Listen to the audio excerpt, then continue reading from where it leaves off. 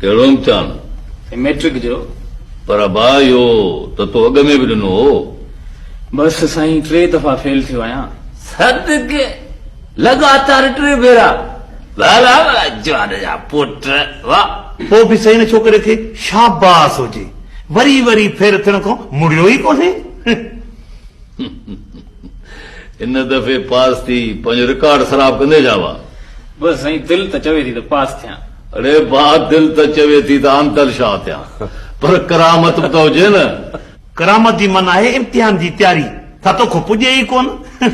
साईं हाणे वरी केरु थो तयारियूं करे।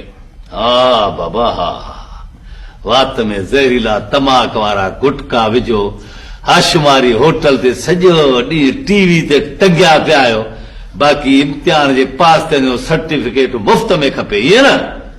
वॾेरा साईं पोइ भवां जी सिफारिश। मुंहिंजी सिफारिश इहा आहे त का छुरी, को चाकू, को पिस्तौल खणी वञी वेह इम्तिहान में। साईं इहे सभु शयूं खणी वियो हुउसि, पर हाणे त गेट ते झड़ती वठियो, इहे सभु शयूं फुरियो छॾियनि।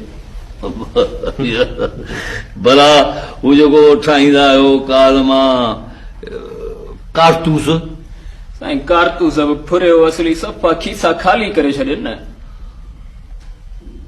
भला हीअं कर,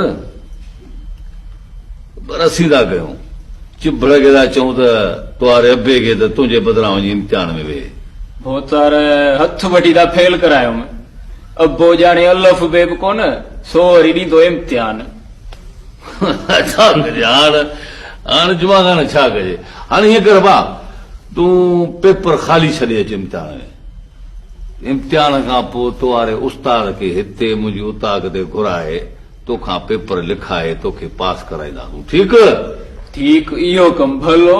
जड़ा हुकुम जुमा खान जी भोतार साईं। लठियूं तयार न भाउ? साईं इंतज़ार में पई वञो। भला अॼु इस्तेमाल थियो आहे न?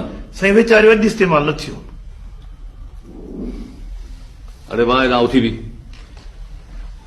हेॾां अच, हेॾां विच वेही रहो, वेही रहो। जुमा खान को म्यूज़िक जो करंट। साईं म्यूज़िक पियो हलंदो, लठियूं पियो हलंदियूं, छोकिरा तयारी वठो। अचो पुट मैदान ते लहो, अचो पुट मैदान ते लहो। लठे रागर पुट जुमा खान लठे लठ दे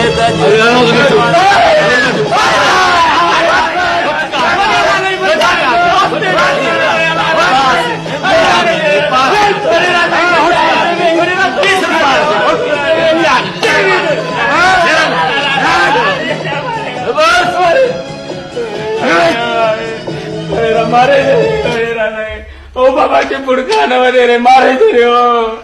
हाणे उथी बि मारे हाणे ख़बर अथई यार तोखे मार छो ॾिनी अथमि?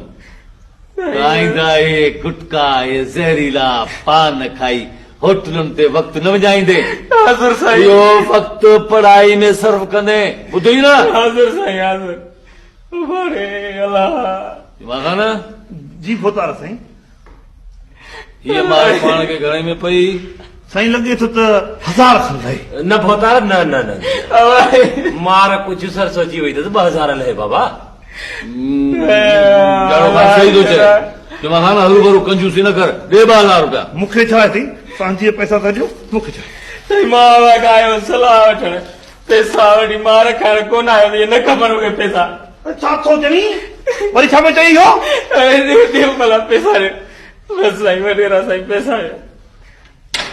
बीस पैसा। हल हल हल फुट पेड़ रहा है, हल।